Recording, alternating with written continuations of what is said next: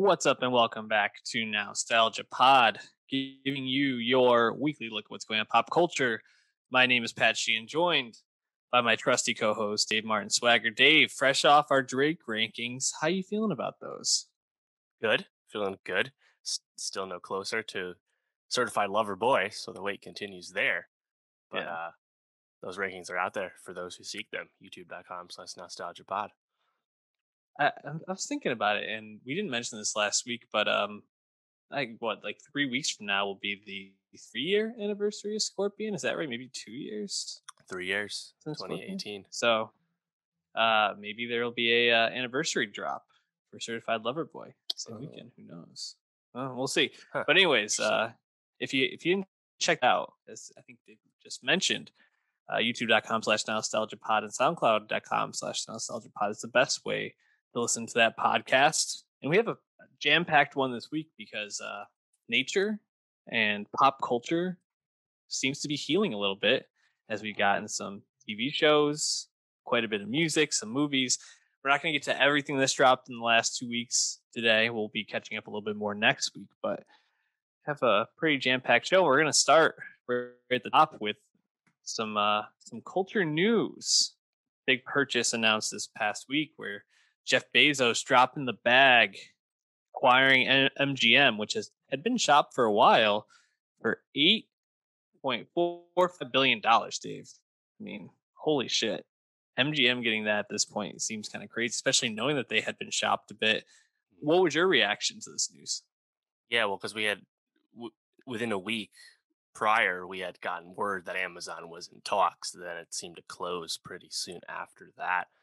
Um, yeah, in one hand, I think it makes sense on Amazon's angle, but I think a lot of people, relatively speaking, are a little struck by like the dollar amount, as it were, because you just think about like other acquisitions. Like this comes down as Amazon's second uh, priciest acquisition after Whole Foods, meaning it's substantially more expensive than what they paid for Twitch, for example. This is more than double what Disney paid for Lucasfilm almost 10 years ago now. Like Crazy. the numbers are going up. We were Yep. pumping those numbers up, as McConaughey would say. And in the case of an Apple or an Amazon, the numbers really do not matter because these companies have tens of billions of dollars of straight cash just on hand, Mhm. ready to be spent. So, yeah, MGM getting out of the game. Usually we talk about consolidation in terms of how it affects the streaming wars. We're never like super jazzed about that sort of thing because it's going to mean layoffs. It's going to mean just less jobs out there and stuff. But in the case of MGM has not exactly been a uh, big driver of box office year to year. Apart from a few of their Nope. franchises and a few other small films they'll make every year, they're not the biggest player. So them getting sold at the end of the day, it's probably not that big a deal because it was going to happen eventually. We Mhm. talked when Warner and Discovery just did their merger or planned merger that the smaller fish uniting would probably be more desirable than Apple and Amazon just dropping all these bags. But in the case of MGM, I feel like them going to unite with like AMC or Viacom CBS, like I don't think it moves the needle for those smaller companies anyway if that was to happen. And in the case of Amazon, yeah, it probably doesn't move the needle super strongly for them either, but they can afford to do it with really no risk at all. So it's it just had to happen, I guess. Like you Yeah. said, it's been not for sale for a while. You've had basically everyone has sniffed around MGM at one point or another in the last 10 years. Yeah, it's just kind of crazy to think about. Like you said, Lucasfilm was right around 4 billion. I think Marvel was also right around that number. So Disney, which acquired Star Wars and Marvel, two of the most lucrative, Right. IP streams out there, for the same price as this. And what is Amazon really getting? Bond, obviously, but even with Bond, there's stipulations to that where I believe the creators of it get to still decide when the movies come out. Yeah, the Broccoli family has a controlling interest in the, Right. I think all rights regarding producing stuff based off That's James right. Bond. They've previously nixed television show attempts in the past. They're family of producers, I think, that were associated with Bond's original incarnations. But and that's actually why I was kind of happy to see this, because like, oh well, the Broccoli family will ensure that No Time to Die, Mhm. of course, but also future James Bond films will continue to release in theaters and not just get dropped in Amazon Prime. So like my Right. biggest concerns are probably not any anywhere remotely possible, right? And in Yeah. the case of the Broccoli family, why on earth would they ever sell these rights to Amazon? Mhm. It's the same way like Sony will never sell Spider-Man film rights to Marvel, because there's no reason to cut off the never-ending supply of future money, right? So Yep. Bond in the theaters is safe, so I'm all cool with that. But you're right, like that's the big jewel here, and there are asterisks associated with what Amazon gets to do with it. Yeah, and they also get the Rocky franchise and Pink Panther. I guess like the question then becomes, what of MGM's like deep vault are they gonna like start plucking and saying, okay, we're gonna start building on what we got here? And I think that's really the question moving forward with Amazon. We've been talking about Amazon having the Lord of the Rings spinoff, which has been hyped up, huge budget, supposed to rival Game of Thrones. Looking forward to that. Can't wait to see it. I'm really interested to see what they're gonna start building off of, from what MGM has in reserve. Because I mean, since I don't really even know where to start. Maybe Tomb Raider. Like I feel like there's something to build off there.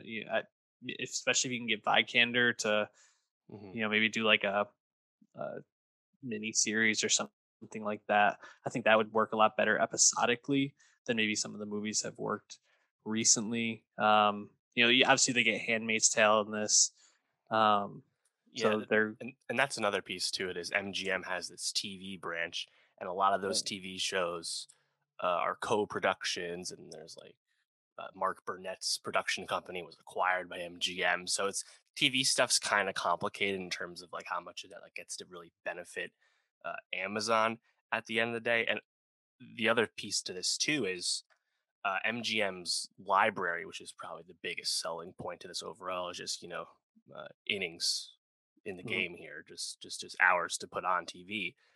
MGM had sold lots of its library, more especially if it's like a more recent variety already. So you're really getting like, I think it's like the pre 1986 is where the cutoff is for this MGM library. And you think about Amazon, right? Like Amazon's library. Like we don't actually talk about Amazon originals all that often. We're gonna talk about Underground Railroad later today, but other than that, we talked about Fleabag, obviously, of Mhm. course, and we talked about Homecoming, Yep. and that's about it in the past like 2 years as far as TV is concerned. We just talked about Without Remorse, but of course, Without Well, the Remorse, the like boys. oh, and The Boys is a great one Yeah. too, yeah. But like Without Remorse, Coming to Mhm. America, all their big movies have been acquisitions. They've largely Yep. struggled to make any dents of movies they've actually financed and not just acquired or purchased from Paramount. So Mhm. I guess this is just another attempt to you have more things to develop now for yourself. And in the long term, that'll save you money, so you don't have to give Paramount 80 billion bills for Coming to America. Mhm. So it's just one of those places. But again, Amazon can afford to just throw money at the problem, quote unquote, because they're True. Amazon. Yeah. So I found it here. They called out 12 different movie titles, and as things that they might build off of, or at least acknowledge them as Mhm. important pieces in this purchase. And they were 12 Angry Men, Basic Instinct, Creed, and Rocky. Legally Blonde, Moonstruck, Poltergeist, Raging Bull, RoboCop, Silence of the Lambs, Stargate, Thelma and Louise, Tomb Raider, Magnificent Seven, Pink Panther, Thomas Crown Affair, and of course James Bond. Out of Yeah. those, do any of those really excite you as like, oh, I can't wait to see what they do with that? Very few of those seem to be ripe for franchise potential. Obviously, you can Right? remake tons of that kind of stuff. You could remake 12 Angry Men, Thumb and Lee's fine. Yeah, But like sure. that's kind of like a limited ceiling, I guess, in terms of for Amazon's purposes. Mhm. Um, if you did another RoboCop and it was cool, sure. Like I remember the RoboCop from with Joel Kinnaman wasn't very good, but like RoboCop's had many failed reinventions before, but that one at least has potential as a franchise, Maybe quote in like a unquote. Black Mirror way, I could see. Right. But yeah, I mean, a lot of I like don't know. none of this is like hot IP really, apart from Yeah. Rocky, Creed, and Bond.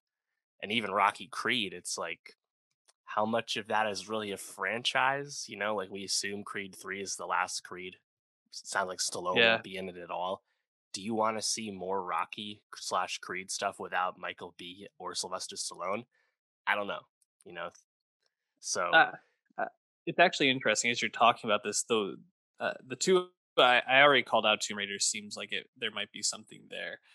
Legally Blonde, maybe. Especially like if you there was talk find the of a right. third one for a long time already. Yeah, I don't know if it can be centered around Reese anymore, but maybe you get Reese as like a mentor to someone, and you're centering around someone younger. I don't know. Like it's just nothing here really stands out. Silence of the Lambs, I guess, if you can get the right person to do maybe like a prequel, or Mhm. they did something like that actually. I Ye- think, right? Isn't that Yeah, on Fox right Clarice, now? Yeah, the TV show. Yeah, I mean Poltergeist. I guess yeah, you could try and make Blumhouse esque horror movies for yeah, low cost, but like I think you still need a lot of creative juice to really make any of these reinventions or reboots work, obviously. And Amazon hasn't really shown a good deal about that. Well, like again, their best original stuff has been auteur driven, whether it's Esmail or Phoebe Waller Bridge or what have you. So and like Lord of the Rings, 500 million just to have the privilege of then spending hundreds of millions more to make the show was already another example of this. Amazon just using their financial might to take this over because again they have a different angle to this, like the way Apple does streaming wars. They just want you to mhm, be in on Prime so that you can buy more shit from them, yeah, and Prime Video is just another means to an end for this. And they kind of spoke about their investor call about like the percentage of Prime subscribers that also watch Prime Video and how if they can increase that, keeps people subscribed. You can figure out all the connections, but yeah, a lot of remains to be seen, I would say, in terms of the MGM specifics having much of an impact on Prime Video in the short term. yeah, for sure. We'll be talking about this as we hear more. But why don't we switch gears and move over to the music world, where we got a EP from a group that we haven't really heard from in quite a while. Mannequin Pussy, a band that we really enjoyed their first, I guess, like proper release, Patience, back in 2019, dropping the EP for Perfect. And man, I gotta say, I really, it just felt good to be back with this band because I remember when we listened to Patience and obviously did our review. I think what really stood out to us was just like the energy that this group brings. It was really exciting. Um, you know, Obviously, Drunk 2 is, I think, the highlight off this and was featured in Mare of Easttown, which we're going to be talking about a little bit later. I think in a pretty That Philly spot connection. on, yeah, needle drop scene. But just overall, the whole album, I think, brought this like fire to it that really stood out. And I think you get it's a little up and down on Perfect. I think there's some tracks that fall a little short. It's only 5 songs and 13 minutes, so it's quick and hoping to hear more. But this seems like they're trying to go in a couple different directions. How did this quick EP hit for you? Yeah, I think there's a few moments that stand out, which is kind of essential for something with such a short runtime. And seeing that the band is now a three-piece unit, not a four-piece, Yep. and then also seeming to hear some like artistic growth or at least desire to go down multiple paths kind of surprised me. I think like that second track, Perfect, the title track, that Yeah. has like really heavy drums and guitar. It's kind of familiar. It's kind of what I expect from them as like one of the few like traditional punk bands that has any kind of like mainstream consciousness as far as I'm aware of. Mhm. And then you contrast that with the last track, Darling, which is much more softer, slower, lower pitch, just really singing. And it's like, well, that's definitely a different speed than what I expect from Mannequin Pussy. So, Mhm. and then in between that, of course, you have, I think, something that makes a lot of easy headlines, like in Pigs is Pigs. So, those Mhm. three songs really stood out to me, which is nice because, again, it's only 5 tracks. Yeah, for sure. I agree. I think Perfect is, the obviously title track, but I think it's the most standout in terms of what we come to expect from them.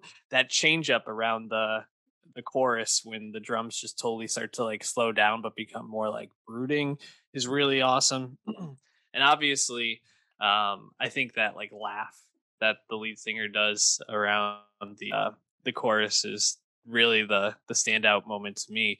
But then that even flows into To Lose You, which feels like maybe one of the most traditional songs we've heard from Mannequin Pussy. Like it feels just like a straight up like punk pop-ish sound, which is not kind of what I expected. Which the song sounded nice, but I think in terms of what I was hoping to hear from them, it felt a little bit less exciting.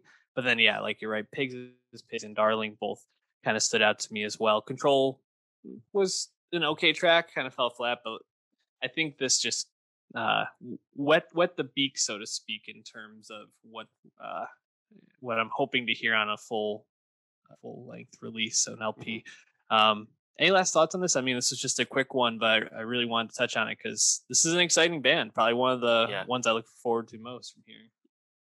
Pigs is Pigs. It's kind of out in the open about what that's about. Obviously, name checking George Floyd, Breonna Taylor, stuff like that. Um, you can definitely like hear like the rage in the Yeah. song, and this is kind of like one of those things that people always like to ascribe to rock music as like art affecting the world and stuff like that. Not sure if it's as eloquent as say like Walking in the Snow from Run the Jewels, for example, but Mhm. for like a sub 2 minute track, I feel like it does get its message across. And Yeah, I wasn't expecting it going in. So pleasant surprise. sure. Yeah, that's one of the things is, Missy taking the lead on the vocals almost all the time on Patience, and then I forgot what the guy's name is, but he kind of sings mostly on Pigs is Pigs, and that really caught my ear. Obviously a change up for them. So Mhm. um, check it out.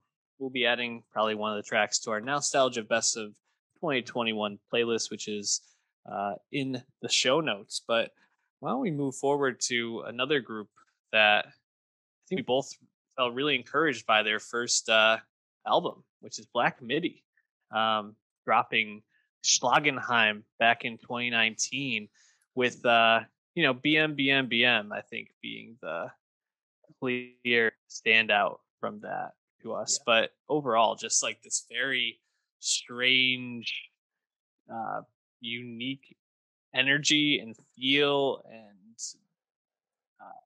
Black Midi, has really kind of set the stage for this UK rock emergence of, I guess, like what's being called now avant rock. This like Yeah. it's undefinable. It feels like in a lot of Hmm. ways. Post punk, math rock, noise rock, experimental rock. It's a lot of rocks. Yeah, it's definitely hard to pin down, especially song to song.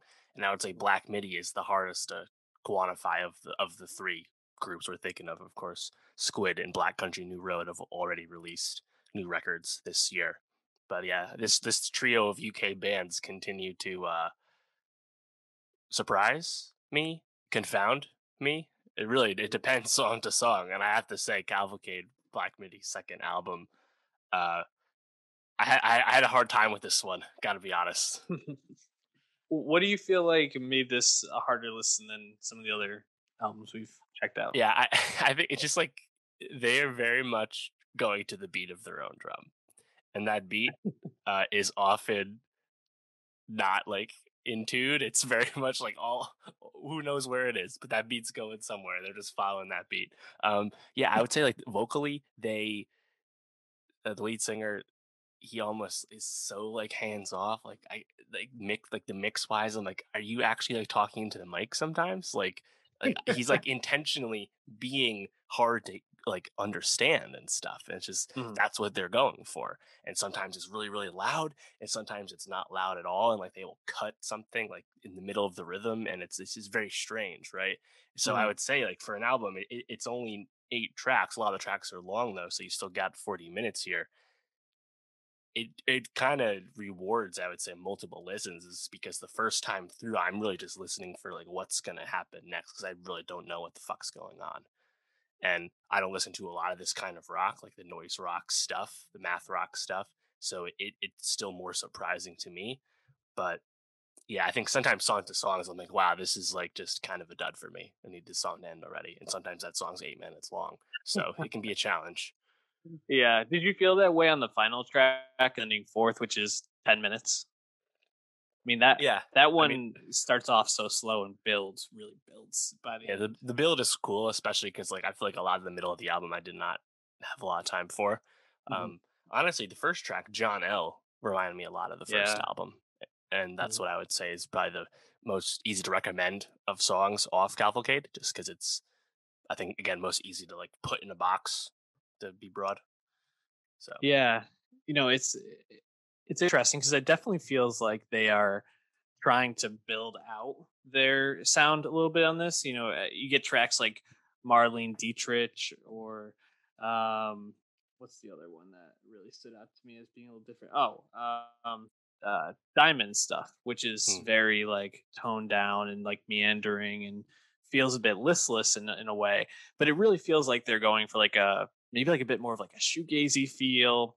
Marlene Dietrich is like a pretty like smooth jazz track. It feels like kind of anchored by this like very like soft strumming on the an acoustic guitar throughout, and it feels like they're trying to just like build out this sound so that they can just hit you with like the most unpredictable album possible. And I think that's the thing that makes them exciting is upon that first listen, track to track, you really have no idea what's coming next. Sometimes that grab bag falls flat. I agree. I think this album felt a little bit more flat than Schlagenheiming. But I think there's also moments on this that really bring me back to why I think Black Midi is such an exciting band. Something like, I don't even know how to say this name, Brando Militia Patella. mhm. Like that is such a like whirring track. Like the drums on that just make you feel like you're in like a blender a lot of the time, and it builds up so strongly by the end where it feels like they're just like losing it. And then the next track after that, slow, is like anything but the title track. Like it feels like your like heart is like racing out your chest a lot of the time by like the pace of the guitar playing and the pluckiness of it is really, I think, those two stand out. You know, I agree. This probably isn't Black Midi's best, but I think you can hear a lot of what makes them so exciting right now. So I'd like to see how these play out live. I've never seen Mm. one of these groups live, and I wonder if the shows are like just like go hard and people are like moshing, or if it's more like people are like kind of okay, and then it builds up, up and down. I don't know. Interesting to see. Um, but you didn't really like this one. Are you feeling like this scene might be like hitting its apex? Maybe it's like Nah, petering out, or you feel like I wouldn't say that. I just think no? they were just a little indulgent this time around. Like Mhm. I respect it. Do what you want to do, and Yeah. I guess in the sense that impresses me that this is the album they wanted to make. They went actually further left to center, which is historically not what a lot of bands do once they get success. So that's cool, I guess. Yeah, good for them. Also, just want to say, Sending Forth. It's a 10-minute track, but that like ending is pretty fucking awesome. So, um, I'd recommend checking it out. We'll definitely have a track on our playlist as always. But let's turn to the saviors of rock and roll, at least the people that were pinned to be that back in 2018 when Trench dropped and they headlined pretty much every festival that summer, which is 21 Pilots, the duo, drummer and guitarist, eh, dropping their newest album, Scaly and Icy. Okay. Um, Yeah, it's short for scaled back and isolated. Get it? Quarantine. Open your yeah, third eye, dog. it's it closed because I found this album to be a little bit uninteresting at points. I'll say. You'd say that again. Why don't we set the scene with Trench though? Because I think that actually is important. Trench came out and sold a lot, very popular. 21 Pilots was everywhere. But was it a good album? Like we panned it pretty much from what I remember. Yeah, I mean, there's some moments like My Blood, which I believe is one of the singles, but I think that their like songwriting has been largely exposed, and they certainly didn't try and remedy that this time around. And they seem to just be a victim of their own success. It's kind of funny to think, but Scaled and Icy is technically their sixth album. People kind of forget the two albums before Vessel, but they do exist. And I mean, even before Trench came out, this duo, this band, quote unquote, was the first act in U.S. history to have every song on two separate albums certified gold. The every track on Vessel and Blurry Face, of course. And you look at just look at their three big hits: Stressed Out, Ride, and then Heathens. Of all songs, Heathens, the song off the Suicide Squad soundtrack. Those are all Oh well over a boy, billion streams on Spotify. crazy. Um, Stressed Out and Stressed Out and Ride, Stressed Out and Heathens. They're both top 100 most streamed songs ever on Spotify. Like That's they're insane. just they're like a superstar act, and yet I feel like they've been critically uninteresting for a long time now. And like Skeleton Icy, like I was listening to this, and I was so done with this album by the end. I was like, my God, like they're just so pop now, but it's like not cool. Like it's not cool at all. Like Yeah, there's some moments, but even like I actually have to give them credit for how much of chameleons they've become. Because I used to get like even described as like, oh, like it's kind of rap and stuff. If you actually like listen to the songs with hip hop cadences, like a lot of their popular songs, you like read these bars and like they are low key struggle bars. Like it is not like good rapping, but now they're barely even doing rapping, and I frankly I find a lot of the singing even worse. So they're a fascinating group because the success continues to follow them, and yeah. I'm having a hard time seeing what people latch on to because they have differentiated now over the course of six albums, and it's like what is the most appealing stuff because they have a very reverent fan base, but Hmm. I I've had a hard time trying to grasp what it is that people are still really invested in, and there has been some backlash to some of these songs from what I understand within the fan base. So maybe they can see that they're going a little elevator music at times, but Yeah, I'd still like to know exactly what the appeal has been, because I can't it's place it. it's interesting too because when I was listening to this and I ran back a couple parts of it a couple of times.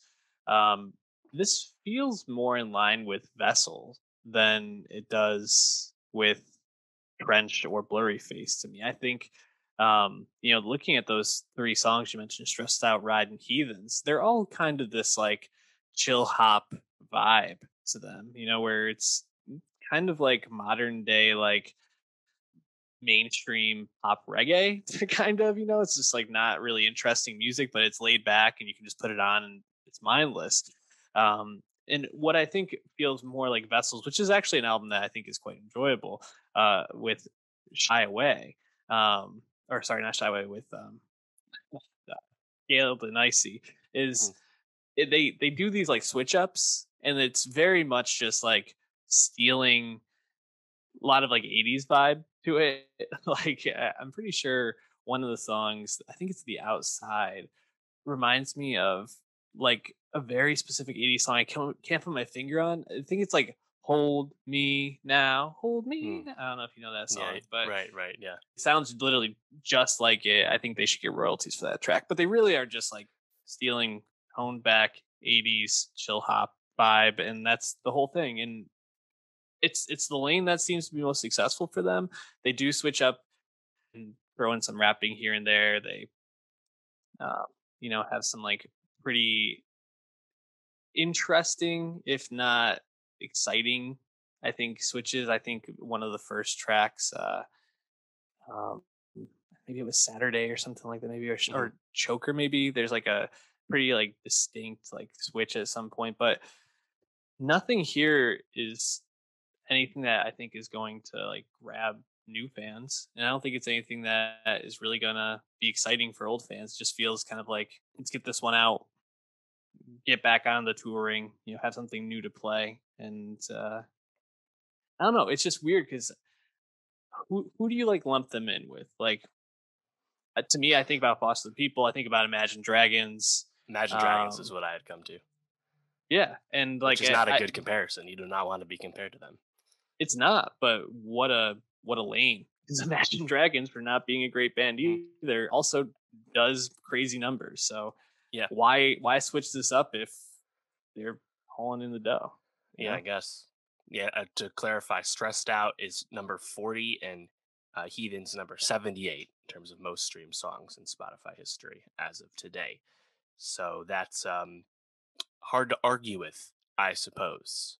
Yeah, the songs that stood out to me actually came in succession towards the beginning. They'd be The Outside and Saturday. Mhm. I think on one of those you get like more of the traditional like hip hop cadence that you expect from Tyler at times. Um, Mhm. but yeah, I mean, I totally agree. I don't think this is going to wow anyone who is not up on the act at this point. And I don't like this is not the music that like brings you in. If anything, this is just padding out the set. Like Yeah. this is music that gets licensed, and that's all that happens to it. No one has a lot of passion for it. um, which is Nah. again kind of a weird result from a quarantine album, an album that in general we are nicely removed from the previous effort Trench. Like the next 21 Pilots album was going to be getting attention. It's just kind of weird that this is what they decided to make. In the interim, we've had Tyler last year kind of refuse to align with Black Lives Matter, and when he was asked to use his platform, he decided to post a picture of him wearing platform shoes, which no one's required to make statements or anything like that, but I think to like kind of openly scoff at the notion, especially when it's coming from your fans, just came off as awfully tone deaf to me, especially from a guy who was white and was using lots of hip hop influence to further his career. So I did not think that was a Mhm. great look.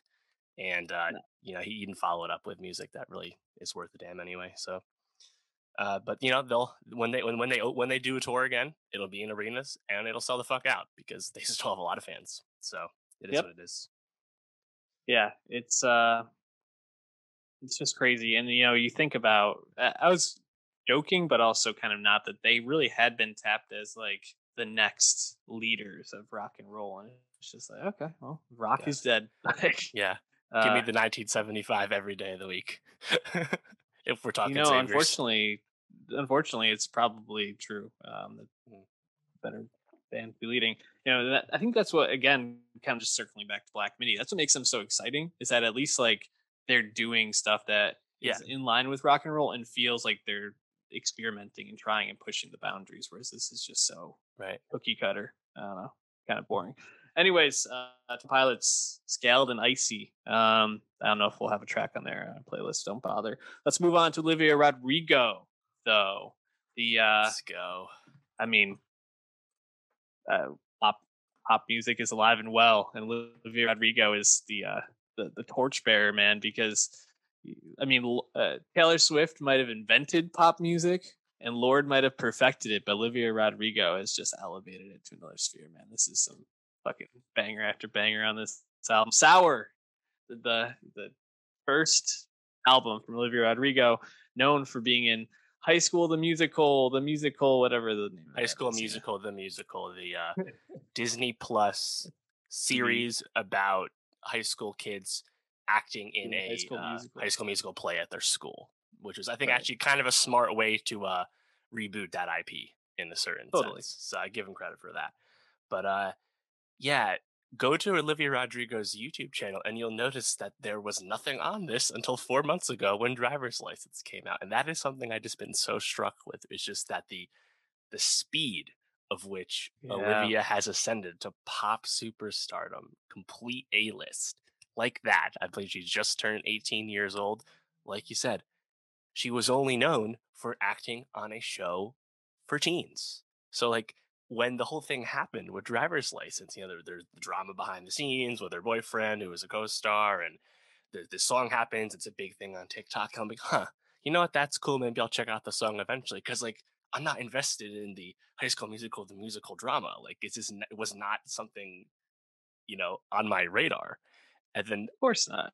all of a sudden, Olivia Rodrigo is not only completely accepted by Gen Z, but now she's getting completely embraced by millennials as well, and scooped up by Interscope. And now she's a mainstream pop force, and she just set the biggest first week sales for an album of 2021 thus far with Sour, which did over 200,000 first week.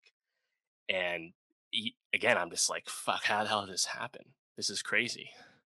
Dave, on Spotify, uh, the top 10 songs on Olivia Rodrigo's page, Sour dropped, what, 2 weeks ago now? Um, Yes, 30 two Fridays ago million, 30 million each. listens is the least amount of listens that she Okay. has. That's insane. Like you think about, like, we're just talking about rock bands. Like if the Killers had an album where their least listened to track was 30 million, that would be the biggest success of their career at this point. And the Killers are probably the most mainstream Hmm. down the middle rock band that we have right now.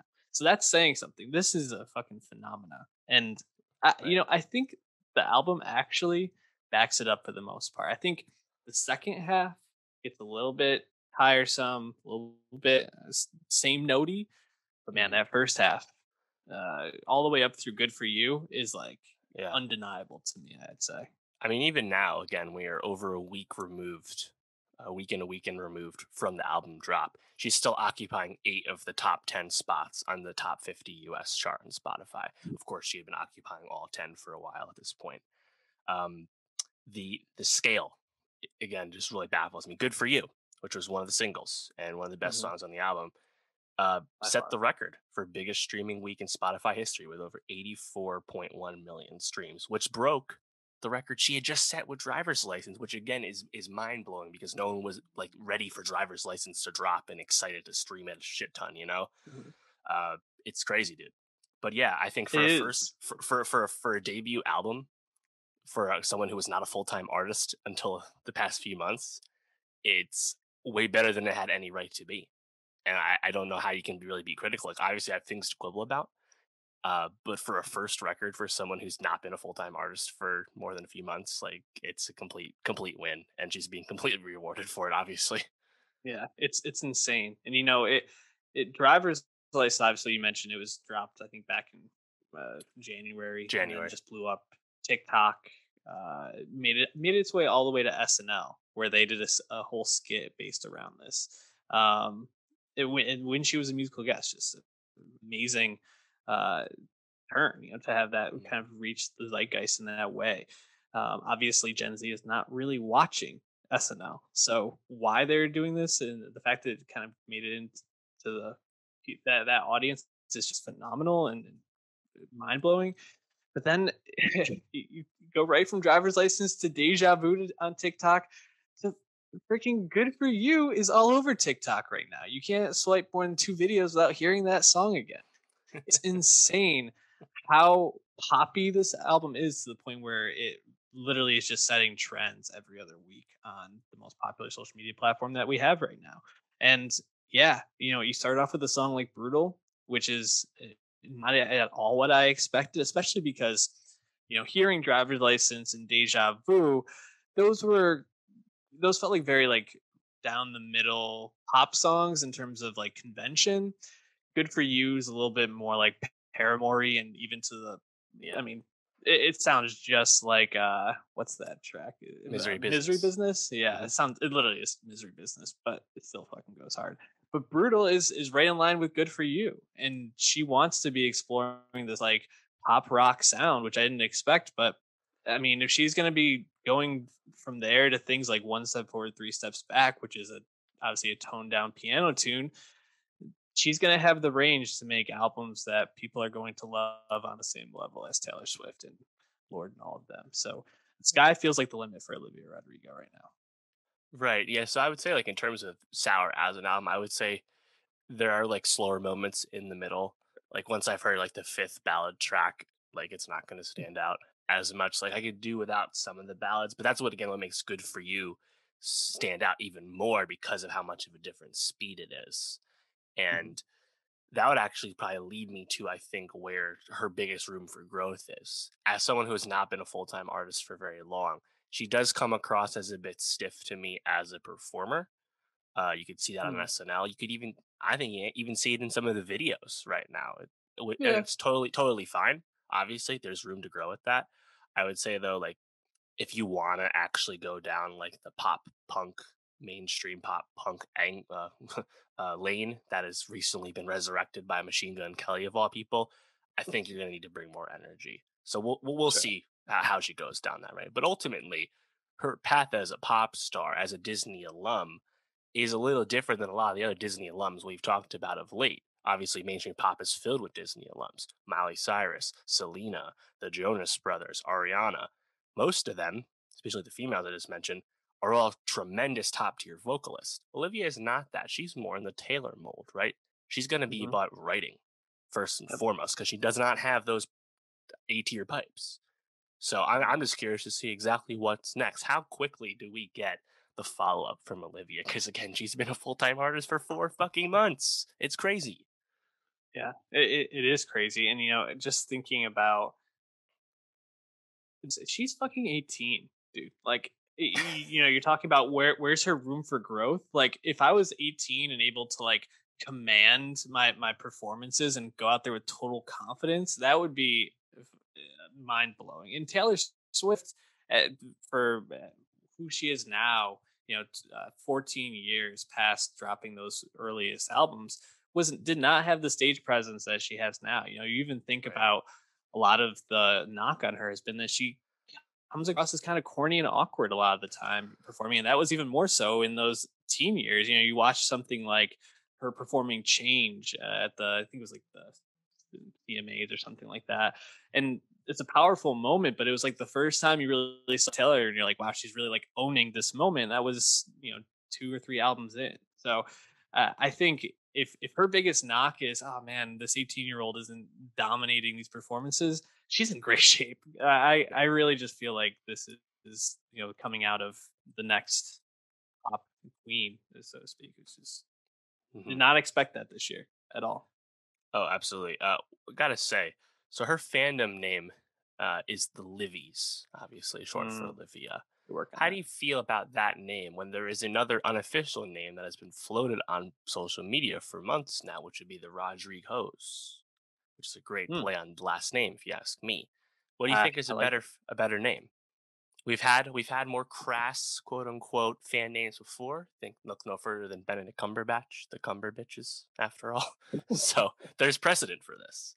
But don't you think the Yeah, Rodriguez is like so perfect and it's Livy's is definitely a kind better of name. bland, you know? Oh yeah, Livy's very bland. Glad it's just not Rodri me. Hose for sure.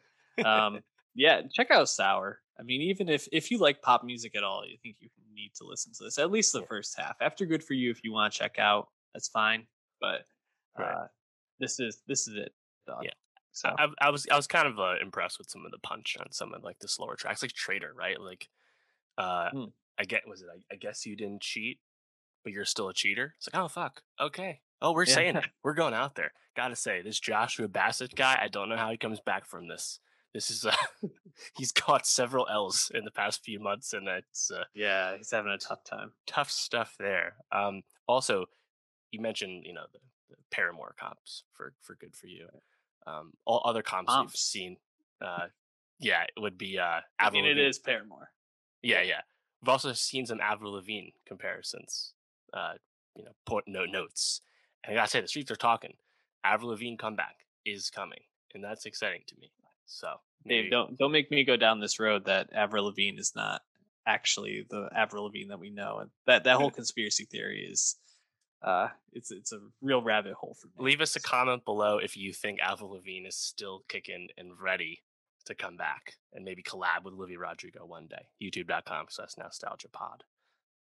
Avril Lavigne, I think I might be misremembering this, but I'm pretty sure she has some like really interesting credits in terms of like songwriting in Hmm. her career post like her like pop star days. So definitely I think worth checking out. And yeah, also let us know what you think about the fan names because we're Hmm. either a Livy or a Rodrigo. Just let us know what we need to call ourselves moving forward. Favorite track off this? It's got to be good for you. Like Yeah, it's a it's a fucking standout. slap, dude. It's really good. I I would really say love that. Deja Vu though. Yeah, yeah, I do too. Good for you. Obviously like the light pop punk comparisons there, but like I like how she switches up her delivery on that song, like the what the fuck is up with that part where it's like kind of an Mhm. acoustic few seconds. Like there's some really nice touches on that song. And like I said, I thought Traitor stood out to me. I think Deja Vu's also a dynamite single. It's tough to listen to some of the other ballads after you hear something like Driver's License because it's just really hard to compare. And in Yeah. general, lyrically, it's a bit of a one note album, but that's okay because she just turned 18. She has very little, I think, life experience of which to base a album that is supposed to be lyrical about. So I'm not really concerned about that. I've seen that like as a talking point. It's like, oh, Olivia, she's just so sad and we know it's gonna be okay. It's like, yeah, no fucking kidding. But like just just let her make the songs. It's fine. Like there was a Yeah. great tweet. It's like, what, you wanted to write about the Civil War or something? Like no, this is the music she's gonna make because she's a kid, and that's fine. And it's quite impressive for, again, all the reasons we've stated. So good stuff. One surprising moment was she put the clean version of Driver's License on this album, obviously making it friendly for a younger fan base. But Olivia, just I need more edge. Yeah, Yeah, I need more edge. that's kind of a weird choice to me. I didn't realize that because the explicit version of Driver's License has 802 million streams, so she didn't really seem Yeah, to care until recently, I guess. maybe I just misheard it. I don't know. Maybe I thought there was No, it says like a explicit shit or right something here. like that. Yeah, Is it explicit? Oh, yeah, okay. yeah. I don't Not, know. not all Maybe the I was songs are just explicit, but some of them are. I Which I need actually think more the moments when she explicitness. does curse actually like land because she doesn't do it all that often. So Yeah.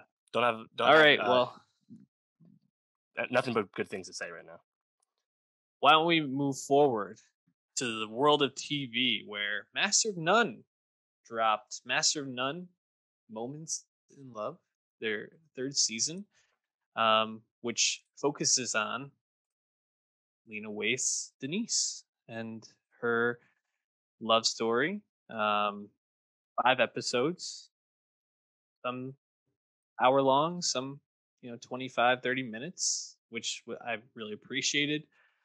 You don't need to build out any more time on this, especially because I think, just to kind of get this critique out there, while this is I think a story that is rewarded through the 5 episodes and especially builds up in the last two, I think really well.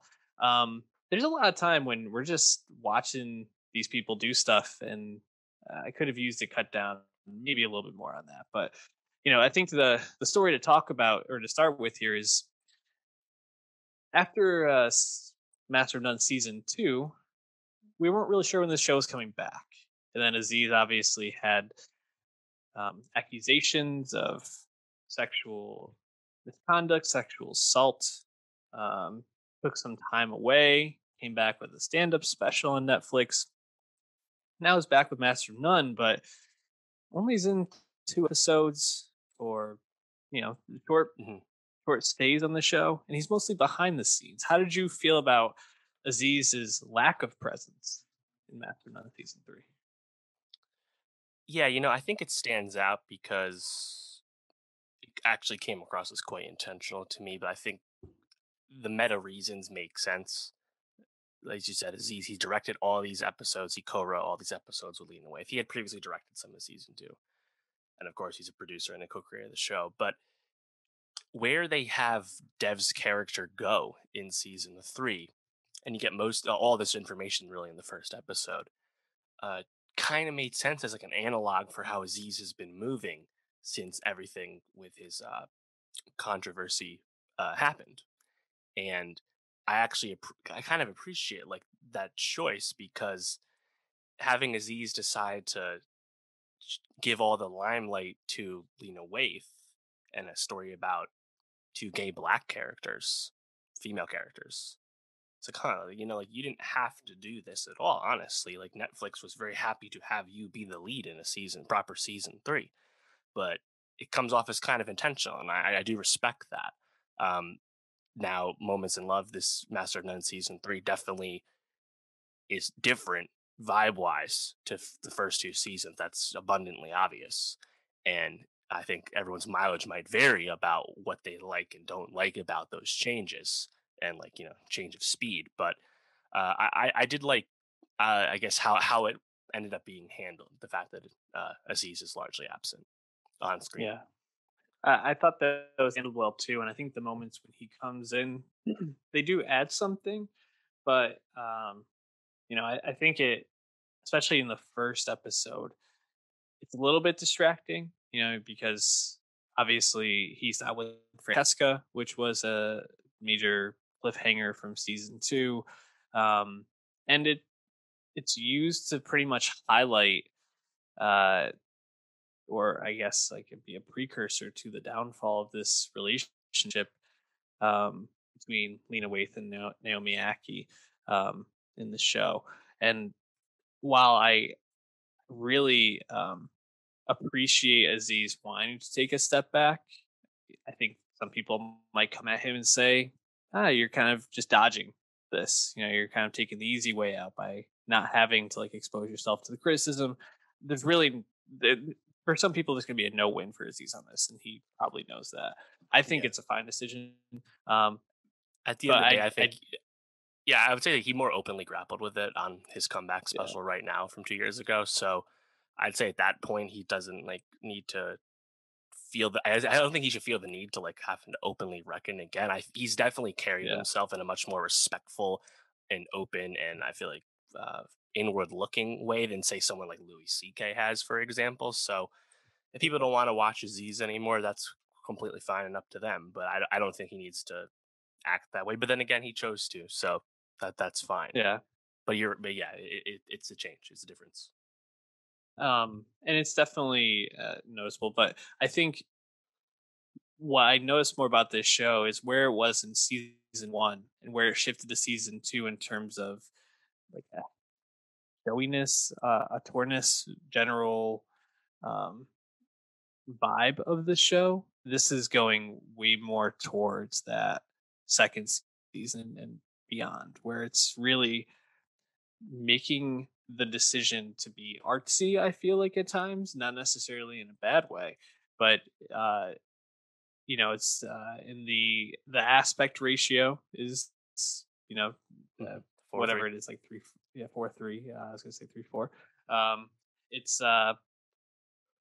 definitely washed out in terms of color at points, and it lingers. Like it's a show that's really trying to make you feel like you're living in these moments, and I think sometimes that really works. Like when they're doing laundry together and they start, vibing out and dancing. Like I'm with that. But then there's other moments where I'm watching Lena Waithe read a book for like a minute, and I'm like, okay, like cut. Like let's get to the next scene. So sometimes it worked for me, sometimes it didn't. How did you feel about that choice?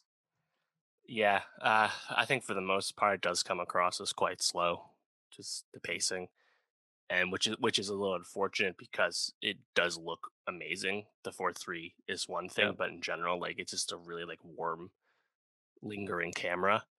But yeah, it's just a lot of like moments in time. These moments in love are actual full length moments, and sometimes it's some mundane activity you're watching. So Mhm. I think you kind of got to stick around and wait for the scenes that are going to grab your attention a little more, the more dialogue heavy scenes early on in the first one. I think once Dev and his girlfriend show up, things kind of light up. And obviously there's some confrontations, and then this also obviously sparks uh, the disintegration of a relationship for our actual main characters, right?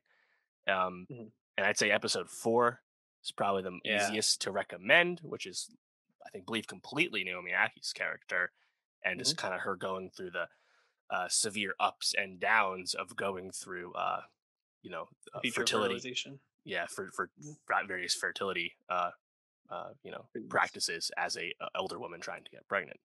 And I think Mhm. the show does a good job of like getting you to that point in terms of like the relationship, but also Naomi's character's like, feelings about trying to be pregnant and all that. But it was a little. I was kind of surprised with how much it felt like long in the tooth for a 5 episode season, Yeah. which is a little weird. Yeah. I think those dialogue heavy moments, especially when they're talking about their relationship specific, like when Dev and Denise are talking about how they've fallen out of their friendship, and then when they talk about how they're coming back together and Dev being there for Denise post divorce, Alicia and Denise, not only in episode two, talking about like their episode 3 talk about their relationship falling apart. But when she gets Denise to sign the divorce papers, but then also in episode 5, obviously when they come together and they're talking about where their relationship is at now, in regards to where their lives, their day to day lives are at. I think those are the moments that really shine. Episode 4 is it feels like a bottle episode in a sense because it is only Alicia that you're following, and around a very specific part of Alicia's life.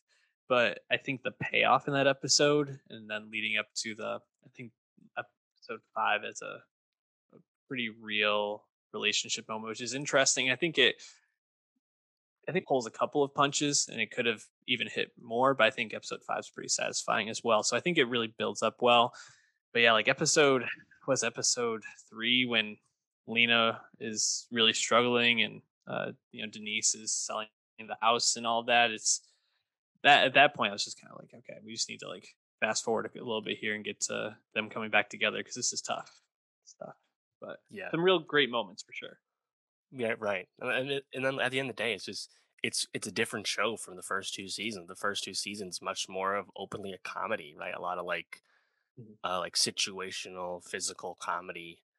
I think of like a lot of stuff between Dev and Arnold, who's completely absent in this season. Yeah, Uh, it's just a little different, and like I think Master of None got a lot of people's attention early on, partially because it was Aziz's first post Park stuff, so that in and of itself is getting attention. But there were like really poignant like comments and moments draped around something that was broadly rom-commy, namely mhm. like the Indians on TV stuff, observations like that, right? And this time, the only time I really felt like something like that came up was the moment, I believe, in episode 4 where Aki's talking to the fertility clinic worker, You're a bad advisor, whoever. bitch. Yeah, no, not even that one. But when they're Oh, talking about how the insurance companies like don't have like codes for mhm. gay couples trying to pursue fertility, but they managed to have it for like being killed by a A killer seal whale. attack. Yeah, Yeah. and I was like, huh, wow, did not know about that. And that's definitely something I would expect Master of None to just kind of like sprinkle in there while you're just kind of watching the show. But for the most Mhm. part, like we have all these like kind of longer scenes, a lot of times without dialogue, and it's just a stark change. Yeah. No, for sure. It's a change, but I think the show is still worth tuning into, worth consuming. I also have to say, I think about what I really liked about season 2.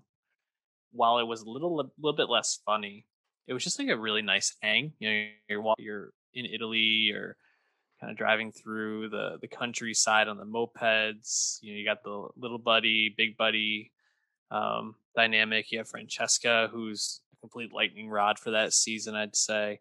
Um, and a cliffhanger. This was a very like succinct story that was told in kind of these like, I don't know, like I guess like real lived in experiences that were hit and miss. And um, I think it just like felt like it lost something from season 2. Obviously, going for something different, so Hmm. it makes sense. But just a bit of a disappointment, I'd say, for me. Yeah, I agree. Why don't we move on to Mare of Easttown, which wrapped up last night. Its 7 episode run. Kate Winslet on television, playing Mare Sheehan. Great last name. And yeah, this was the first time since Game of Thrones I can remember a show crashing the HBO app for an amount of time. Yeah, Last night, first time in the HBO Max era. crazy. Which who knew this show is that popular? I'd seen a lot of conversation from specific sources about it. People you kind of expect that we kind of consume the content, but people really are digging the show, man. And did you feel like it was justified? Yeah, I was quite invested. I was very excited about the finale. I really enjoyed watching the show. I thought it was another great example of a week to week uh success story by HBO. It was great that the show was stretched out the way it was for 7 weeks. And I overall I think it's quite satisfying. We had talked after seeing the first episode about potential reservations about whether the show would end up delivering because we could tell right off the jump, of course, ending with a dead girl in a stream. It's like, seems like we're not in the best part of town. And a lot of these characters seem to be not having the best of time at home. So will this show be uh, fun to engage with, despite the darkness? And I think for the most part, it certainly was, and that's good. I quite enjoyed it. Yeah. This was the first show in a while where I can remember wanting to watch week to week, not wanting to play catch up or being content with like doing like a 3 episode binge. Like I wanted to see what was going to happen. I wanted to see how the murder mystery was going to kind of take a twist. And I think if there's one critique I will have is that I definitely became, I think, a little bit more invested in the whodunit of it all rather than the investment in like the character growth, which this I think the story was trying to balance a bit, and I think did pretty well. Like you get some really satisfying emotional moments in the last couple of episodes, whether it's Mare and Siobhan kind of having their like mother daughter moment finally, Mare and her mom having their mother daughter moment, Mhm. Mare with forgetting the name, but the name of the mom whose daughter was Yeah, kidnapped and held Lori hostage. wasn't Why it? can't I? No, Lori was the best friend whose son killed. Sorry, spoiler alerts. Son was the Yeah, murderer. I forget But some of the names, but yeah, you get some of those, but you get kind of the growth of Mare. I guess even Mare with Guy Pearce, like hmm uh, Richard. which seemed like a yeah really nice moment. So there is some I think like nice character storytelling, but I just became way more invested in like, all right, what actually happened here, and it was fun theorizing about it. And I think the fact that the show is able to kind of do both those things well, maybe one more better than the other, is really impressive. Um, what were like the moments from the season that stood out to you most? That's a good one. Um, because yeah, it's a show that I think the reason it's so successful is because it feels so lived in as a place, Easttown as a place, Yeah. and it's a community that makes sense. And even though it's quite the rich cast of characters, I think it really all comes to a head in a really nice way. Um, but the appeal for I think a lot of people ultimately is that it's still a crime show, and you're Mhm. watching Mayor solve the case. And in general, I thought that was just really well done, especially once you get Evan Peters' character, detective, Z- was it Colin Zabel. Zabel, shows up. Evan Peters, always is a fan of Evan Peters, but he's quite tremendous in this role, I'd have to say. A nice foil of sorts for Mayor. And I think everything kind of leading up through his piece on the show obviously leads up to like the solving of one piece of the crime story, and then his death as a result. I think everything involving that was great. Like I love the moment when they're like trying to find the bullets and Mayor like finds them in the tree after hours and hours, right? Like the scene where he's Mhm. drunk in the bar. All the stuff between those two characters I thought really landed. Mhm. Yeah, I agree. I think Zabel and his death were like that. Was episode 5 was one of my favorites because not only do you finally get like him and Mare kind of coming to grips about how they're so different as detectives. Zabel is this person that supposedly solved this murder no one else could figure out, but it turns out he didn't actually figure it out. And Mhm. that's why he's able to not be as consumed as Mare is, where Mare just throws herself into these things because it's all she has at this point, and it feels like this is the only thing that really gives her a sense of like satisfaction and fulfillment in her life, based post her the traumas her and her family have experienced. And I thought that was just a really wonderful moment. You get the obviously the kiss between them, which I wasn't really like invested in like a love story between them. I like that I could have done without that.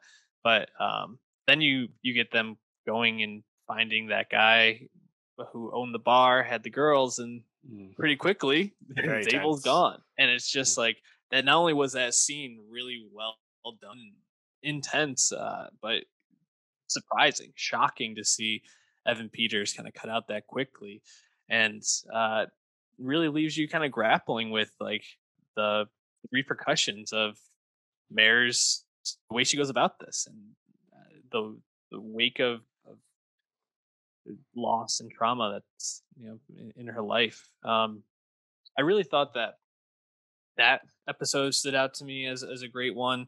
I think one of the other moments that I really liked, I think the whole like last three episodes are really well done. I thought they really landed this final episode really well. But even some of the stuff in terms of um, like the dad of Ben, Joe McMiniman or whatever his name was, Hmm. attacking Dylan, and then Dylan grappling with is DJ actually his son? His feelings around that I thought was really well done and memorable. Yeah. It's just like a lot of really tense moments that just stood out and Yeah, had you gripped. totally. It's also funny to think back now too, is that the Richard character played by Guy Pearce is a real red herring if you that's where you were thinking. Otherwise, just kind of a piece of the puzzle for the community. From what I understand, Guy Pearce is not the original actor cast, so but at the end of the day, you had someone pretty famous, probably the definitely this second or third most famous actor in the bunch after Kate and Evan Peters. So Mhm. you just keep thinking the other shoe is going to drop with Richard, and it never does. He's just exactly who he said he was, and it's like, okay, Yeah, that's nice, I guess. Uh, you know, yeah. Sean Fancy had a great tweet about that. It was like Guy Pearce is just some like lovable like I don't know professor who came to town to like buy rolling rocks for everybody, and you monsters thought he was the killer the whole time. And yeah, it's funny that just in these shows how you start pointing fingers at everybody. Just another funny moment. When Lori has like the shouting match with Mare in the last episode, or like screams at her after her son gets taken away. Uh, to say that your son who just admitted to shooting and killing someone doesn't know how to hold a gun, just like a really strange claim to make. Um, mm, I was a little taken he back got by it, but over it in obviously, time. yeah, obviously a mother, Yeah, reeled grieving. that moment, so you can kind of look over it. But yeah, this was a success. Do you want to see season two? I never want to see season two of miniseries. I Yeah, obviously no, I'd watch it as soon as it aired, but I don't know if we need it. don't need it. Don't need it. Don't want to see it. Then again, like Easttown clearly is a fucked up place. You could very easily just create a new crime story. I think a lot of like the human interest stuff with Mare in terms of her like her family and right, like she goes up to the attic at the end, and like there's an arc completed for her mentally and in her heart. You'd have to Mhm. create new stuff around that, Yep. but I'm not. It's kind of like True Detective in a certain sense. Like the crime stuff, obviously, I'm sure you could write that. That's not a big deal. Yeah. But yeah, don't need it. I don't want to see it, but if if Kate Winslet wants to come back and do more TV, who am I to tell her no? Um, why don't we move on to Amazon, which we started the show talking about, and one of their few original series that we are going to acknowledge, which is the Underground Railroad. Based off of the novel by Colson Whitehead, you got Barry Jenkins creating and directing this, uh, which is just really exciting. Seeing Barry Jenkins coming to television and telling this story. 10 episodes, varying in length. Most of them are an hour long, and it's really following the story of Cora, who is a runaway slave, fugitive, wanted for obviously running away, but then also in the first episode killing a a slave catcher, Mhm. A forgetting their white name. boy. Yeah, and kind of the stories that come about from that, and it's it's surreal and a fantasy in some way. The Underground Railroad in this is actually a railroad and not just like a network of Mhm. people and houses. But um, really, it's really beautifully shot. This is there's all the Barry Jenkins signature stylings and touches. This show is pretty up and down for me, I'm gonna say. And not to say that it wasn't really quality, but I think similar to what we were saying about Master of None, there were just some times when the show dragged a little bit for me, and I felt like it could have been paced a little bit differently. But overall, I felt like the stories and the payoff and the moments Hmm. were just fantastic. And to see Barry Jenkins making television is just amazing viewing. What did you Right. think of it? Yeah, yeah. I mean, there's so much going into it. Right? I haven't read the Colson Whitehead book, but I do know that it won the National Book Award and the Pulitzer Prize for fiction. So it's an esteemed text to Rich be text. Yeah. adapting. And then not only do you have Barry Jenkins making something for TV and Amazon, but you have him bringing back James Laxton as a cinematographer and Nicholas Bertel as his composers. Of course, they had both worked with him on his last two films, Moonlight and If Beale Street Could Talk. So you have all these like appealing pieces going in, right? And at the end of the day, it's a challenging watch. It is not an easy sit because of its subject matter. I think that's kind of obvious, but the show um, doesn't shy away from the No. darkness, from the evil that is, of this time. And I understand why that might not be appealing to some people. Heck, I remember back when 12 Years a Slave won Best Picture almost 10 years ago. I mean, there were people then that were like, you know what, I'm good on the slave stuff. I want to see just black stories. I don't need to see black people always as being oppressed Mm, and enslaved and all that, which I totally can't understand really have it both ways. as a point of view. It's like we've had 12 Years a Slave, we've had Roots, we even had recently a Good Lord Bird, which is Mhm. the other side of the coin with an abolitionist, but does Ethan Hawke playing John Brown. But we've got a lot of stuff, right? It's like, do you want to see something so dark, so hopeless at times? Because at the end of the day, like there's not a lot to latch onto. It's like it's almost like an internal thing where it's like a reckoning, a Mhm. I don't say reconciliation. I don't really know how to say. It's like because something like say Judas and the Black Messiah, which we watched recently, we both adored the film. That is really triumphant, even though it is steeped Mm. in irreparable tragedy and evil as well on the part of the FBI. In this case, it's like it's fucking hard, man. It's hard to watch at times, and Yeah, especially from the beginning. Like there's some I was gonna say. heinous shit as you can expect, and I think you have to be. I don't want to say you have to be invested in Cora because I feel like Cora is a bit of a thin character as our Mhm. lead protagonist here, but you have to be, I guess, more invested in like her journey. And because I actually would say, I think the best part about the show to me, apart from the obvious like stylings, is that there is a lot of nuance, like comment and stuff. It's really largely around Cora. It's not really because of Cora. It's about everything going on the side. So I think that's probably the best stuff. Like there's like a lot to chew on with that, but Mm. it's a hard show to.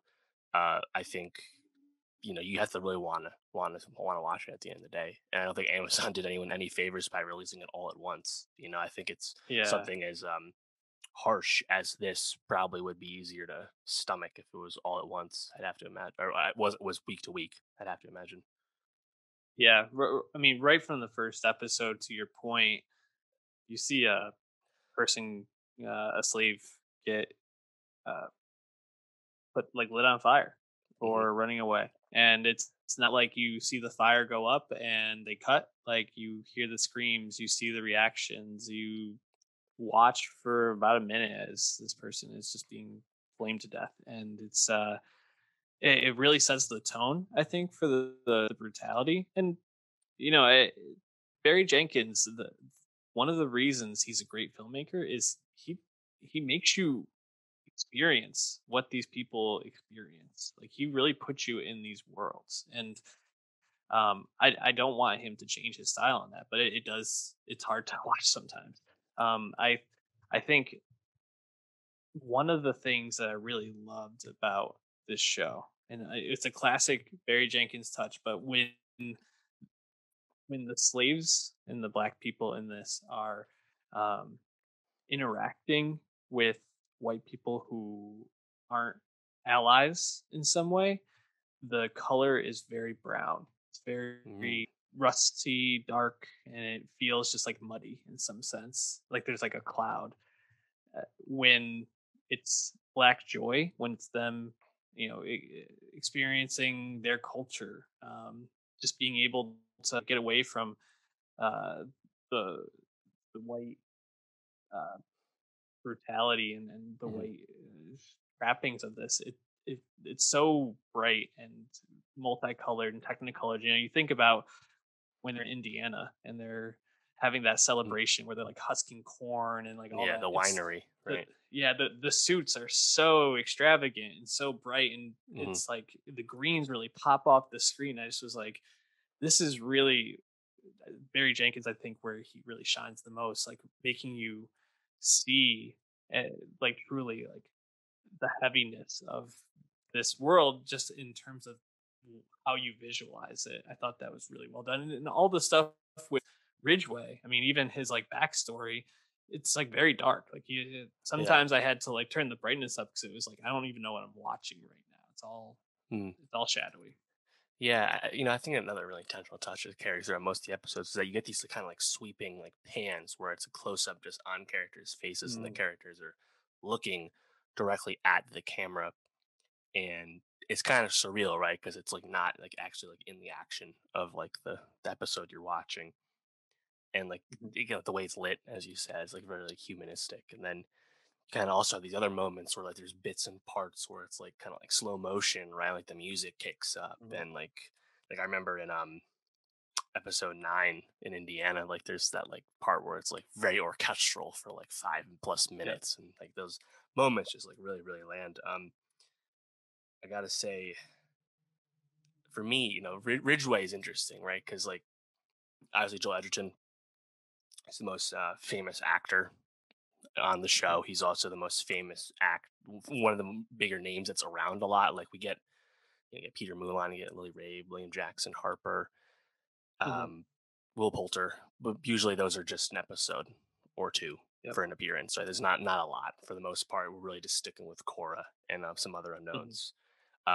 But Edgerton, he's a consistent presence, and it's really interesting to see how much screen time he actually gets because he is the villain. He is mhm. the and the backstory. At first I was like, do we need the backstory of the slave catcher? Is that really what we need to spend time on here? But then you watch it and you're like, huh. And in a sense, it kind of colors in exactly what kind of terrible person he was because you see his racism exposed and you see his father's like resignation that he's completely Mhm, failed his son and is like the world has consumed him, right, for the negative. Meanwhile, you stick with Ridgway for many more episodes until he finally dies, and it's like it's honestly a very weird journey because you see this guy almost like consumed by his desire to capture Cora and like mhm. succeed at. Like for him, it's like the only way he could feel fulfilled, right? Honestly, though, I think the one of the most interesting pieces that there was still so much more room to chew on was fucking Homer as a character, Yeah. right? This, I thought there was gonna be some payoff with him. yeah, you have this young black boy who has been freed by Ridgway, but chooses to stay with him and actively assist him in capturing other slaves, which almost certainly is sentencing them to a grisly death. And Mhm, like what kind of psyche Homer has, I think is really interesting because again, like there's so much more nuance like on this show, right? And it's like the black person aiding the oppression of other black people is a common theme with these kind of mhm. stories, right? Like whether it's like an overseer character on the plantation, but I think Homer was so fascinating, and we really don't see it delved into it. I don't know if that's just the product of where the book chooses to focus or not. I haven't read the book, but I thought there was a lot more potential with that easily. Yeah, no, I agree, and there's that moment in the last episode, or maybe it's just sorry, penultimate episode where um Cora is being forced by Ridgeway to go down to the Underground Railroad, and you see Homer, who just watched these black people be Mm, circled inside mm. of a church Yeah, and slaughtered shot basically. at and slaughtered, and also witnessed tons of other atrocities, like you said, has been abating in the oppression of uh, people of his own race. And he's behind him with the gun. He has the opportunity. And in that moment, you think like, oh, here's Homer's redemption moment, and you never get it. And really, you see him like choosing to uh, end to Ridgeway in his dying moments. It's really a fascinating character. I do think there was more left on bone. Um, I think some of the other moments that stood out, and maybe not more to explore, just like I really enjoyed, was seeing Cora interact with the under like the actual railroad people, Right. and how she had to Yeah. like tell her story every time, and like kind Yes. of that theme Testimony. of like, yeah, why that testimony is so important. And I think like just some of those themes really stood out to me, like the theme of black people telling their story in order to like propel their culture forward, since it was being stolen from them all the time, and this is a lot of times what they had, that couldn't be taken away from them. I thought that was something that really stood out and was really well done, and hammered home. I think we kind of touched on this, but like the effect of trauma on these people, you see it with Cora, when especially when she's like being boarded by O'Shea Jackson there. Not O'Shea Jackson. I'm sorry. William Jackson Harper. Yeah, I was gonna say OJ We, Jackson. That would have been yeah. cool. No, wait, when you see William Jackson Harper, like courting her, and she's like unable to like really like allow herself to be cared for, and to like really like trust him, because of Yeah. all the time she's had other people obviously Hmm. turn on her, give her up. It just is really well done in that sense, and it just really left me thinking about how much uh, the current cultural climate is impacted by these times, and people think like, oh well, that was so long ago. You hear a lot of times like people talk about, well, I didn't do this, like I wasn't part of that problem, I didn't Hmm. have slaves. It's like, well, but this is like the generational trauma effect, and I think Barry Jenkins gets that across pretty well, and hammers that home in the final episode when you kind of get the reveal of the mystery of Cora's mother, Yeah. that Right. she Mabel. didn't actually escape. She was she died in that trench, Mm. or not trench, Swamp. swamp pond, whatever that was. Yeah. Right. Yeah. I think another thing that stood out to me was once Cora is on her way to Indiana, and then she gets to Indiana. Like there's kind of like a tonal shift for a bit. Like the tension of like the chase versus the escape is Mm. largely paused. And as you said, William Jackson Harper's character Royal is like trying to get her to ease up a little bit, and then eventually courting her. And we're learning more about Mhm. this winery black community in Indiana. But yet the tension for the audience is like still there, because like you just have a feeling the other shoe is going to drop. And I think that's one of the Mhm. toughest things to watch about this show in general, is a lot of times you see just the pure evil about to happen Mhm. before it happens. Right? Like we're watching this posse of white men decide, now you know what, there's too many independent black people here, we're just going to murder all of them. Like you see it happening before it actually Yeah. happens, right? Just like that once the Cora's plantation owner dies, and the much more deranged, sadistic brother's going to take over, things are going to change for the worse well before it actually happens. And then, of course, we literally see a guy get whipped to death nearly, and then literally burned alive, right? Like you see all this Yep. stuff on like the periphery, and then it actually like comes full force. And as you said, we do not cut away. Um, I think those middle scenes, like with Indiana, it almost like struck me, because I was like, wow, I was like so like tense and like Mhm. uncomfortable with just the unknown of what's going to happen as an escape. But I almost was somehow more like used to that kind of stuff when Cora was like in Indiana, and we're seeing a lot of good things happening, a lot of like joyous stuff happening, right? Like this community building themselves up on their own. And it's like, wow, it's like like I was not ready for this kind of feeling on the show, Mm. but you have that feeling for like almost 2 hours before it obviously all goes Yeah. to shit anyway. So it's I actually I think too another one, like the more nuanced stuff happens in Indiana, when you have like the two like leaders of the community, and they both have different views on how Mhm. they should interact with with white people. neighboring white people and stuff. And Yeah. again, there's a lot of, like, I think, more relevant stuff to race relations today in their conversations. Before, obviously, it's all snuffed out. So yeah, it's like I said, it's not the easiest show to recommend from a pure watching standpoint, but it's really, I think, really impressively made. And Yeah. in terms of Amazon, like, actually having, like, something so standout like this, like, we don't expect it from Amazon. They don't really make a lot of notable shows at the end of the day, but this is I'd say it definitely delivers on what you expect. It's Barry Jenkins making a 10 episode show. Like, I mean, this was it's a completely epic show. Like, it was shot over Mhm. 100 plus days. It's looks fantastic, and yeah, I know it looks so thematically real. it's challenging, but it delivers on everything really. Yeah, I agree. I think we'll be hearing about this when Emmy Awards come around. But Dave, I'm noticing that we're running long. This is a jam-packed episode, and we still have Army of the Dead to talk about, the new That's right. Zack Snyder film. Snyder again. He's Yeah, back.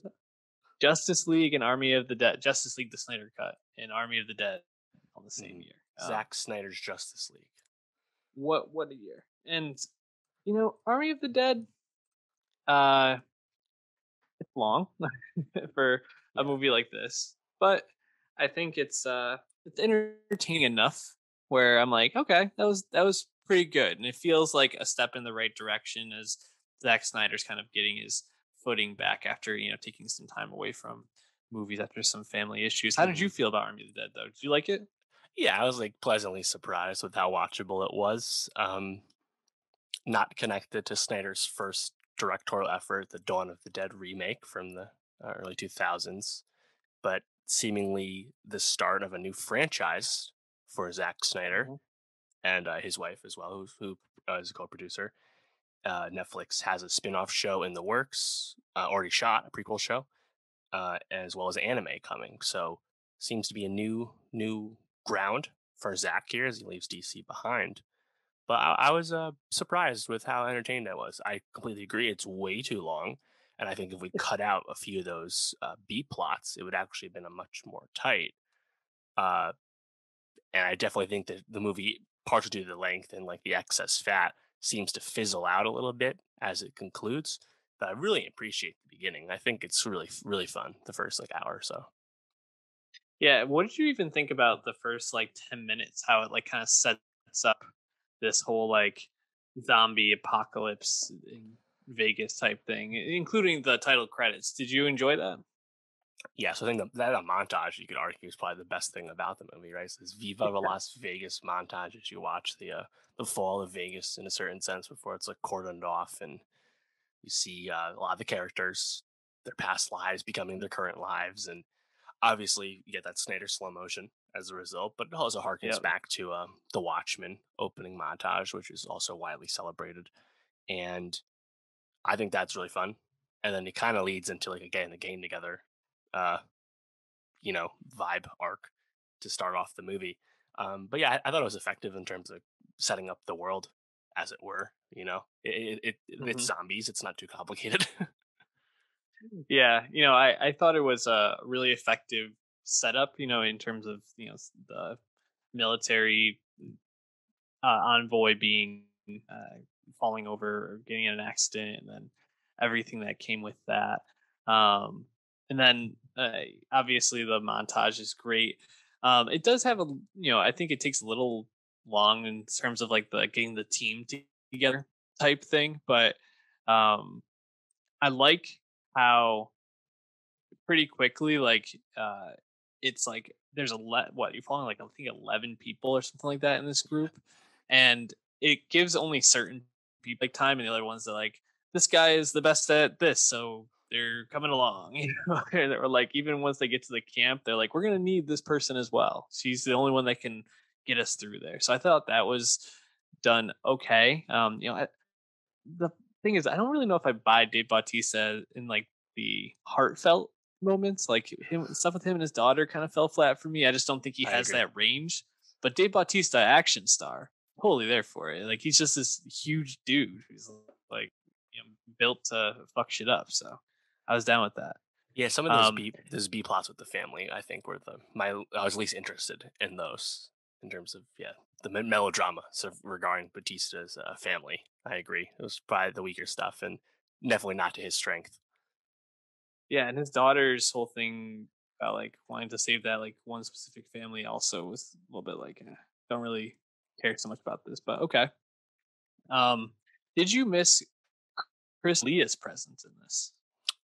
Uh, I did not miss it. Obviously, he was completely replaced by Tig Notaro, and there's a Yeah. wonderful article on Vulture about how that was actually done in terms of Tig Mhm. showing up at the end of production and shooting stand-ins, and how they had to basically have her like walk but not walk too fast in terms of replacing her in like the background and stuff and superimposing him over Dalia's body that actually did the shooting. So very interesting story there. But I thought Tig Notaro was quite pleasant as this like helicopter Yeah, pilot character, considering she's not really much of a a dramatic actor. So I liked her a lot. I thought she was pretty good. I was really impressed actually with how they were able to like do this because I think it was what last August. Yeah, it was last Yeah, the August movie that was done when Signatera they was made the decision. announced. Yeah, Yeah. and I feel like there's maybe a couple of moments when you could like notice some seams on that, but mostly done really well. And yeah, I thought Signatera was like a nice presence to the movie. You know, definitely a different character from the rest of the energy of the movie. And I think in terms of like the side characters outside of Dave Bautista, I really liked who was the code cracker guy? Was that Mm. Matthias? Yeah, Matthias Schwe- Schweighofer. I really Yeah, liked him. he's going to be a key focus of the prequel. Yeah, which I think is great. He brought obviously a very distinct energy and very like lovable character in general, especially the way that him and um, Vandero, which who was played by Omar Hardwick, I thought they had like a nice like back and forth going between them. Um, did you have any other like side characters that stood out to you or supporting people that Yeah, you I think liked? those are the key ones there. I also liked Raul Castillo's character as like a YouTube star for killing zombies. Like Yeah. he was pretty fun.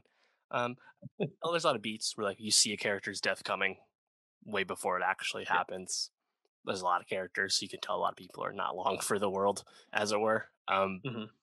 But I also like the blonde woman who was like the coyote of sorts, like sneaking people in and out and stuff. I liked her energy. Um, Hmm. and yeah, I thought in general it's just kind of fun, just watching people shoot Yeah. the zombies. Uh, there's like I guess more like meat on like the zombie culture bone in terms of like there's like this like greater hierarchy of like zombies that have sex, and it's like interesting. I Yeah. get. I'm sure we're getting a lot more of like the science fiction of it all in the future works, but and like Do we need it's. that? No, I mean, we don't need it, but like I think Army of the Dead is successful because like the high concept like focus stuff being a heist film with zombies, that stuff largely works, and that's why I think the movie overall is succeeds. But yeah, there's tons of like things we could have excised from this, but that's how Zack Snyder is. He does not. We don't come to him for nuance, and in this case, we got the full Snyder cut the first time around, so it's a long movie. You Yeah. can't You complain now. never. We this is what everyone wanted, right? Yeah, you're never getting lean with Zack Snyder. It's always fatty. I thought it was a fun but kind of weird quirk that there's like this queen and this king zombie. Also that like zombies can reproduce. I don't need to know how that works. Just I'll buy it. Don't give me the science, I guess. But overall, this was fun, and it's nice to see Zack Snyder, making something that feels like a win for him, and I think a win for Netflix. Like this is definitely one of the better Netflix movies that we've reviewed. So, not including the like very auteur driven ones like Roma or something like Yeah, that. This sure. is, I think, definitely Mhm. those Netflix movies. So, when we wrap up there, Dave, what do we got for next week? Got a lot of stuff still to discuss. Talk about Cruella. Disney Plus out now in theaters. Halston, the Ewan McGregor, Ryan Murphy Netflix miniseries. We Oh got yeah. Guy Ritchie's latest film, Wrath of Man, is now on VOD. Little Baby and Little Dirk are making a collab album. We got some stuff. Do not worry, we got some things. We'll be talking about it all. SoundCloud.com/nostalgiapod, YouTube.com/nostalgiapod, and of course, follow us on Twitter at nostalgiapod. We'll see you next week.